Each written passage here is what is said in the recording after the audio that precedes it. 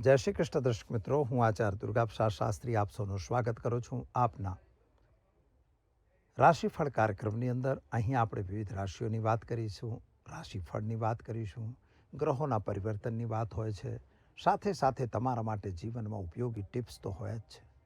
જો તમને કોઈ અનુકૂળતા હોય અને કોઈ પ્રશ્ન હોય, કોઈ સમસ્યા હોય, કોઈ સવાલ હોય, સવાલ જ્યોતિષનો હોય, વાસ્તુનો હોય કે તમારે ઘરેલું સમસ્યાનો હોય, સવાલ કોર્ટ કચેરીનો હોય કે પછી તમારે લેણા દેણાનો હોય, અથવા તો તમારા પૈસા ફસાયા હોય કે પૈસા તમારી પાસે હોય જ નહીં, દેવું થઈ ગયું હોય, તો આ તમામ સમસ્યાઓનું સમાધાન આપણે છેલ્લે આપતા જોઈએ છે.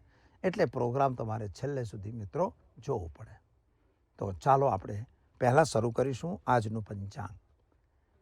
ઓમ નીલાંજન સમાભાષમ રવિપુત્રમ યમાગ્રજમ છાયા માર્તંડ સંભૂતમ તમ નમામિ શનિશ્ચરમ. ભગવાન શનિદેવને વંદન કરી અને શરૂ કરીએ આપણે આજનું પંચાંગ. આજે વિક્રમ સંવત 2080, શક સંવત 1945, વીર સંવત 2550. કદાચ તમારે એ દિશામાં જવું હોય તો જઈ શકાય, એવું કંઈ છે નહીં કે ના જાઓ. જો જવું હોય તો બાવડિંગના થોડા દાણા મોઢામાં ચવાવી તમે જઈ શકો છો. એટલો અર્થ કે તમે બાવડિંગ ખાઓ છો એટલે શનિનો જે દોષ હોય છે થોડો ઓછો થઈ જાય છે અને તમારું કાર્ય ફતેહ થાય છે. આજે જે છે કારતક વદ પાંચમી તિથિ છે, 17:05 સુધી અને ત્યારબાદ છઠ તિથિની શરૂઆત થશે. નક્ષત્ર પુષ્ય રહેશે 18:54 સુધી અને ત્યારબાદ અશ્લેષા નક્ષત્રની શરૂઆત થશે. અશ્લેષા નક્ષત્ર મિત્રો ગાંડાંત નક્ષત્ર કહેવાય. જે જાતકો એમાં જન્મો એને નક્ષત્ર શાંતિ કરાવી લેવી જોઈએ, કારણ કે દાદા દાદી પર એની અસર વધારે થાય છે અને આર્થિક નુકસાનની સંભાવનામાં વધારો થાય છે. યોગ એનો બ્રહ્મ છે 20:19 સુધી, ત્યારબાદ ઐન્દ્ર યોગની શરૂઆત થાય છે અને કરણ ઘર છે જે અને રાશિ જે છે આજની કર્ક રહેશે. એટલે ડ અને હ અક્ષર ઉપર નામકરણ કરવામાં આવશે. આજના રાશિનો જે માલિક છે એ ચંદ્રમા રહેશે. એટલે રાશિસ જેને કહેવાય એ ચંદ્રમા આજે રહેશે. તો આ તો જે જાતકો આજે જન્મી રહ્યા છો અથવા જેનો જન્મદિવસ છે તે તમામ જાતકોને અમારા ચેનલના પરિવાર તરફથી ખૂબ ખૂબ હાર્દિક શુભકામનાઓ. તમારું જીવન ઐશ્વર્યમય રહે એવું અમે ભગવાનને પ્રાર્થના કરીએ છીએ મિત્રો. અને ખાસ કરીને આજે જે દિવસની શરૂઆત થશે તો કર્ક રાશિથી શરૂઆત થશે. તો ચાલો મિત્રો, આ તો આપણે જોયો આજનું પંચાંગ અને હવે જોઈએ આપણે આજનું કેવો રહેશે તમારો દિવસ. અલય અક્ષરથી જેનું નામ શરૂ થાય છે તેમના માટે દિવસ પ્રમાણેની વાતો કરીએ તો પરાક્રમ તમારું વધતું હોય એમ લાગે છે અને ભાગ્ય પણ તમારો સાથ આપે એવા સંકેતો દેખાય છે. વિદેશ યાત્રા વગેરેના જે પ્રયત્નો કર્યા હતા એમાં સફળતા મળતી હોય એવા સંકેતો પણ દેખાય છે. નોકરી વગેરેમાં તમને પ્રમોશન મળે એવી સંભાવના પણ નકારી ન શકાય. મિત્રો, પૈસાની બાબતમાં જરા ધ્યાન રાખવાની જરૂર એટલા માટે છે કે આવક ઉપર શનિ મહારાજ બેઠા છે. શેર બજાર કે સટ્ટા બજારમાં કામ કરતા હો તો જરા સાવધાન અવશ્ય રહેશો, કારણ કે જો તેમ કરવામાં ભૂલ કરશો તો નુકસાનનો સામનો તમારે કરવો પડશે. ઉપાય કરવા માટે એક નાનકડો ઉપાય તમે જરૂર કરો. એક ગરીબને ભોજન કરાવો અને દિવસની શરૂઆત કરો. સારો દિવસ જશે. ચાલો મિત્રો, હવે આપણે જોઈશું વૃષભ રાશિ. બબઉ અક્ષરથી જેનું નામ શરૂ થાય છે તેમના માટે તમારા ગ્રહોની સ્થિતિ પ્રમાણે જો વિચાર કરીએ તો આજે વાણી ઉપર કંટ્રોલ રાખવાની જરૂર છે. વાણી તો તમારી સારી પણ રહેશે, પણ બેંક બેલેન્સનો થોડો ખર્ચો થાય એવા સંકેતો દેખાય છે. એટલે અણધાર્યા કોઈ ખર્ચા આવી જાય તો નવાઈ પામવાની જરૂર નથી. સ્વાસ્થ્ય બાબતમાં જે તકલીફ હતી એમાં તો રાહત આજે મળશે, પણ નાણાંની લેવડ દેવડ તમારે પણ કરવાની જરૂર લાગતી નથી, કારણ કે કર્મ ક્ષેત્રના જે ગ્રહો છે તમારા માટે થોડા મેગ્નિફિકન્સ થઈ રહ્યા છે. જે બી વ્યાપાર કે વાણિજ્ય તમે કરતા હશો ત્યાં થોડા ઘણા નુકસાનની સંભાવના દેખાઈ રહી છે, તો એનું સાવધાન રહીને કામ કરવાની જરૂર છે. અને માતાના સ્વાસ્થ્યને લઈને પણ થોડી ચિંતા તમને થશે. જમીન મકાનના પ્રશ્નોનો જે કોર્ટ મેટર હોય તો એમાં સમાધાન અવશ્ય થાય અને સમાધાન તમારે કરવું પણ જરૂરી છે. તો શું કરશો તમે? તો આજે તમારે ઘરે એક ઘીનો દીવો કરશો અને કુળદેવી માતાના મંદિરમાં દીવા માટે ઘી અર્પણ કરી દિવસની શરૂઆત કરો, અથવા તો જે રીતે તમે દાન કરો તો તમારા માટે દિવસ શુભ અને સુંદર રહેશે. મિથુન રાશિની આપણે વાત કરીએ મિત્રો, તો આજે તમારા માટે ખરેખર થોડાક ઉતાવળવાળું નિર્ણય કહી શકાશે. કોઈ પણ નિર્ણય તમે લઈ રહ્યા છો એની અંદર તમને ઉચાટ અને અનુભવ થશે. ડિસિઝન મેકિંગ પાવર આજે તમારો નબળો થશે. પતિ પત્ની વચ્ચે પણ મતમતાંતર થાય એવી સંભાવના દેખાઈ રહી છે. પ્રેમ સંબંધો સફળ થાય એવા સંકેતો દેખાતા નથી. ભાગ્ય તમારો સાથ આપી રહ્યો છે. વિદેશ યાત્રા વગેરેમાં તમને સફળતા મળે એવા સંકેતો તો દેખાય છે. અને સામાન્ય રીતે તમારા જે ઘરેલું બાબતો છે એની અંદર તમને લાભ સારો મળે એવી સંભાવના દેખાય છે. એટલે ઘરનો સાથ સહકાર તમને મળશે. પતિ પત્નીનો પણ સાથ સહકાર મળશે, સંતાનનો પણ સાથ સહકાર અવશ્ય મળશે. શું કરશો તમે? તો આજે તમારે એક ગાયને ઘાસ ખવડાવી દિવસની શરૂઆત કરો. સારો દિવસ તમારો જશે. ચાલો મિત્રો, હવે આપણે જોઈએ કર્ક રાશિ. ડ અક્ષરથી જેનું નામ શરૂ થાય છે તેમના માટે આજે મિત્રો ખર્ચનું પ્રમાણ વધી રહ્યું છે અને શરદી સળેખમથી તમે હેરાન થતા હોય એવું સંભાવના બની રહી છે. કદાચ તમારા ઘરેલું જે વાતાવરણ છે એની અંદર પણ થોડા દિક્કત આવે એવી સંભાવના દેખાય છે. માતા અને પિતાની સાથે જે સંબંધો હતા એ સારા રહેશે. પતિ પત્નીનો સાથ સહકાર સારો રહેશે. પ્રેમિક સંબંધોમાં થોડી તકલીફ પડે એવા સંકેતો દેખાય છે. પૈસાની લેવડ દેવડથી જરા દૂર રહેવાનું. કોર્ટ કચેરીમાં પણ તમને લગભગ નિરાશ નહીં થવું પડે એવા સંકેતો તો દેખાઈ રહ્યા છે. અને આજે એક વસ્તુ વિશેષ બની શકે છે કે નવા મહેમાનના આગમન પણ તમારા ઘેર થાય એવી સંભાવના પણ દેખાય છે. તો શું કરશો તમે? તો આજે દિવસને શુભ બનાવવું હોય તો ઓમ નમો નારાયણાય મંત્રનો જાપ કરી દિવસની શરૂઆત કરો. સારો દિવસ જશે. ચાલો મિત્રો, હવે જોઈશું આપણે સિંહ રાશિ. મ અને ટ અક્ષરથી જેનું નામ શરૂ થાય તેમના માટે સૂર્ય મહારાજ તમારા અધિપતિ દેવતા બને છે મિત્રો. ખાસ કરીને તમારા ગ્રહોની સ્થિતિ પ્રમાણે જોઈએ તો આવકનો સોર્સ તો વધતો દેખાય છે. શેર સટ્ટાની અંદર તમને થોડોક લાભ દેખાશે, પરંતુ એ અંતે છેલ્લે તો નુકસાનનો જ દાડો દેખાઈ રહ્યો છે. પ્રેમ સંબંધમાં સફળતા અવશ્ય મળશે. નવા વ્યક્તિઓની મુલાકાત તમને વ્યાપારમાં ફાયદો અપાવશે. કદાચ વિદેશ યાત્રા વગેરેની ફાઇલો હશે એમાં સફળતા જરૂર મળશે. આજે તમારે ઉતાવળ કરીને કોઈ ખોટા નિર્ણયો લેવાના નથી. વાહન વગેરે ચલાવતા હો તો જરા સાવધાન રહેજો. નવા વાહનની ખરીદીનો વિચાર તમારો છે, પણ માળી વાળવું પડે એવી સંભાવના દેખાય છે.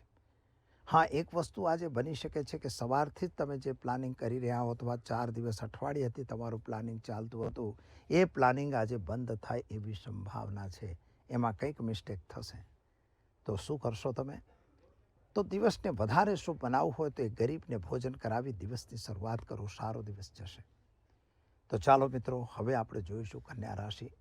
પઠણ અક્ષરથી જેનું નામ શરૂ થાય છે તેમના માટે તમારા ગ્રહોની સ્થિતિ પ્રમાણે એકંદરે દિવસ તો સારો અને ઉત્તમ દેખાઈ રહ્યો છે.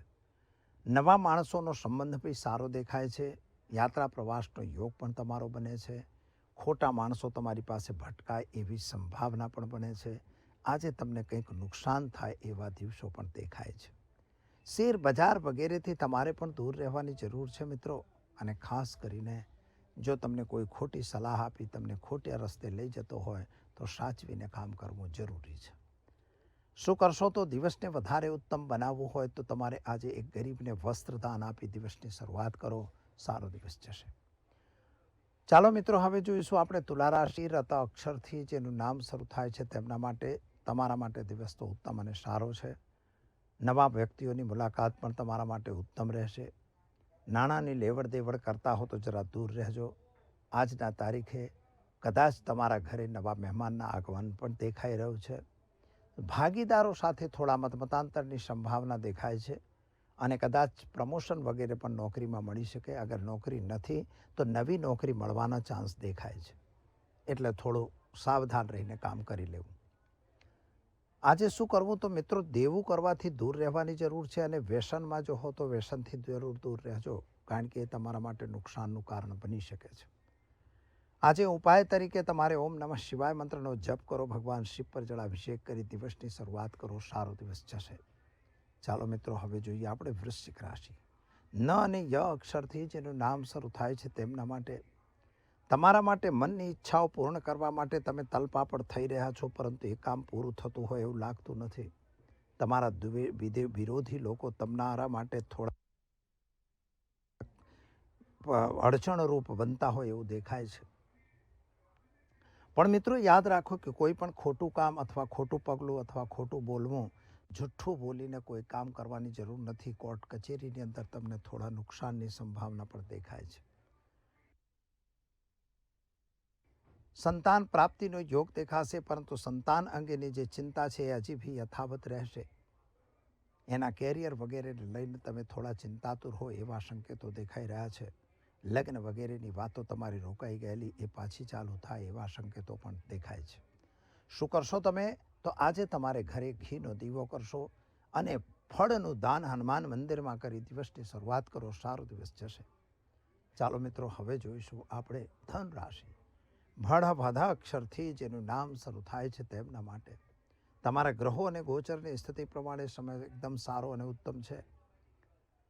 નાણાકીય લેવડ દેવડથી જરા તમારે પણ દૂર રહેવું પડશે. બિઝનેસ વ્યાપારમાં તમને સફળતા મળશે. જમીન મકાનના જે પ્રશ્નો તમારા સોલ્યુશનમાં રોકાયા હતા એનો સોલ્યુશન જરૂર આવશે.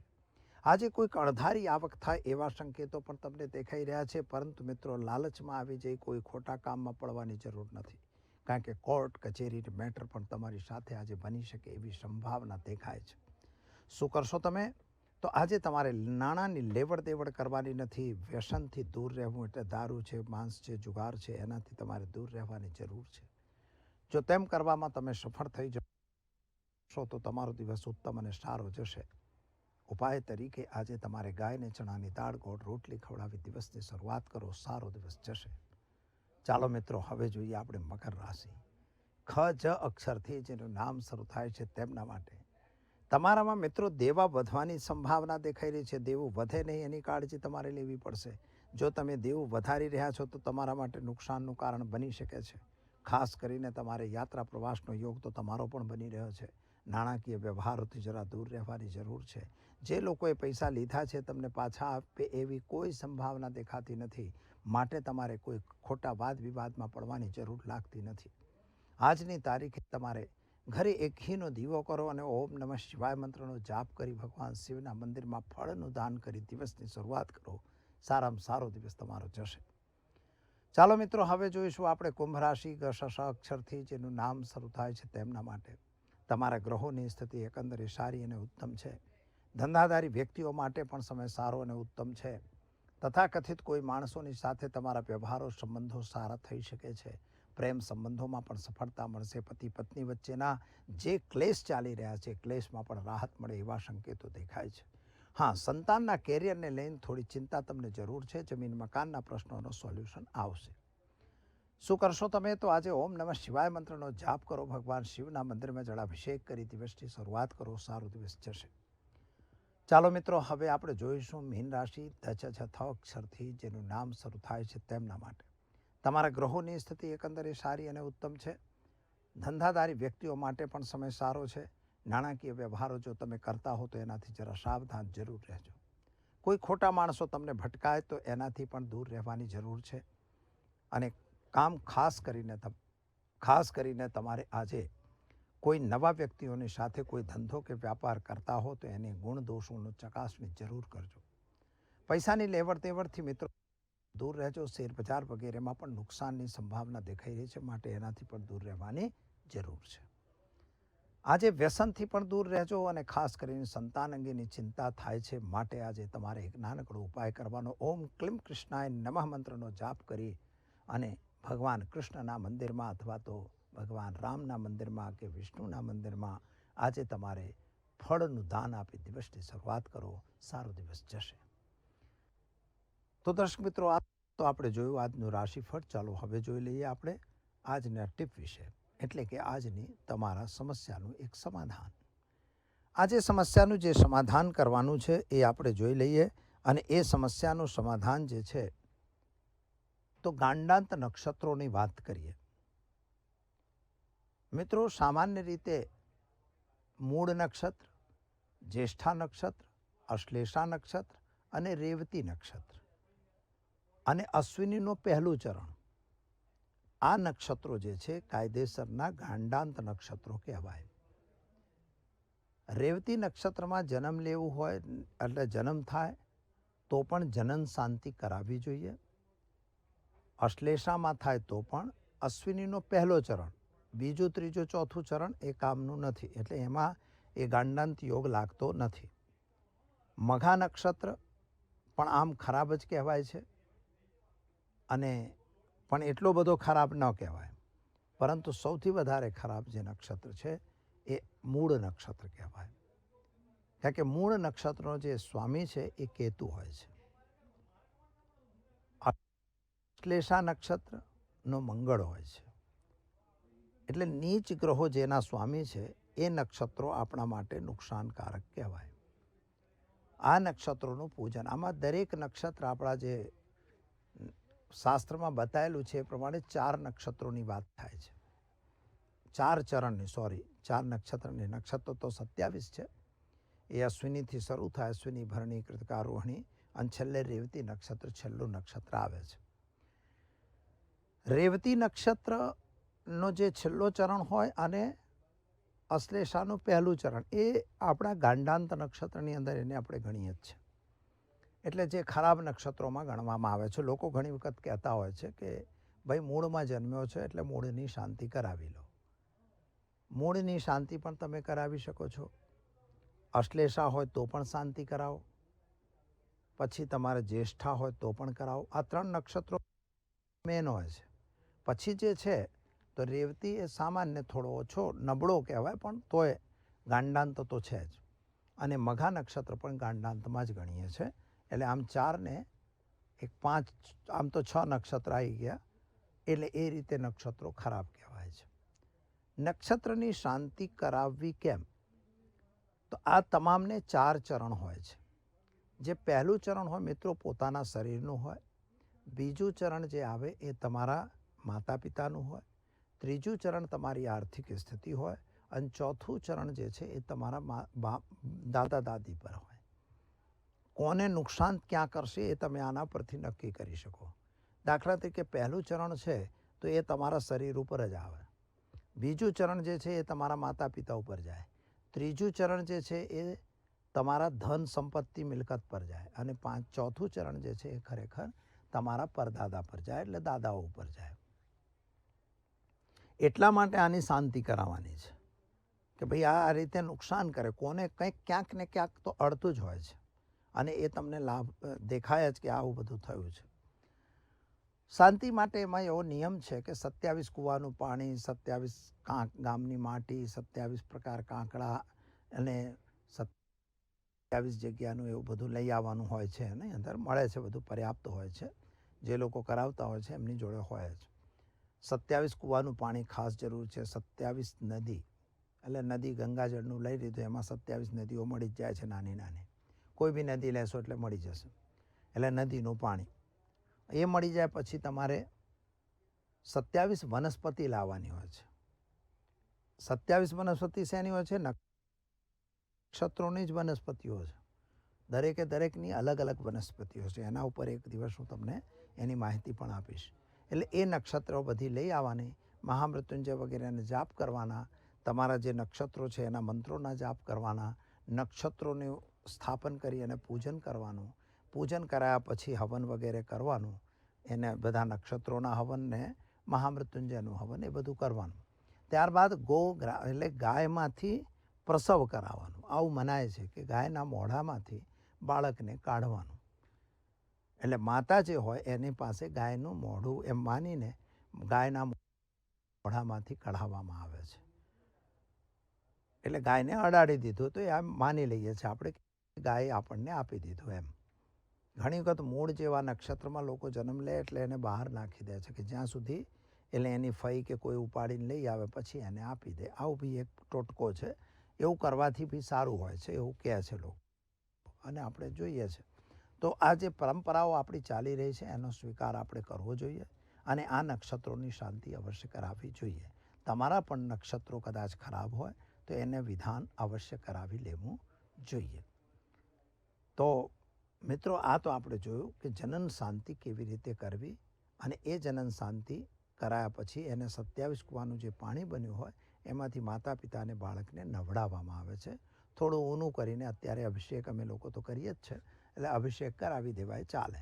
પછી એ કપડાં બદલી નાખે ને કપડાં ફેંકી દેવાના. પાત્ર હોય તો એ પેલા કાંસાના પાત્રની અંદર તેલ સરસિયાનું નાખી કે ઘી નાખીને ત્રણેયનું મોઢું જોવામાં આવે છે, અને પછી એ જે પાત્રનું તેલ કે ઘી હોય એને જમીનમાં ઢોળી દેવામાં આવે છે અથવા દબાઈ દેવામાં આવે છે. એટલે એનાથી એમ કે દોષ દૂર થઈ ગયો એવી એક શાસ્ત્રોક્ત પદ્ધતિ છે, એ આપણે કરવી જોઈએ. તો દર્શક મિત્રો, આ રીતે તમે જનન શાંતિનું કામ કરી શકો છો. તો ચાલો, સમય થયો છે રજા લેવાનો. આવતીકાલે ફરી મળીશું નવા વિષય સાથે. આપશો આચાર્ય દુર્ગાપ્રસાદ શાસ્ત્રીને ઇજાજત.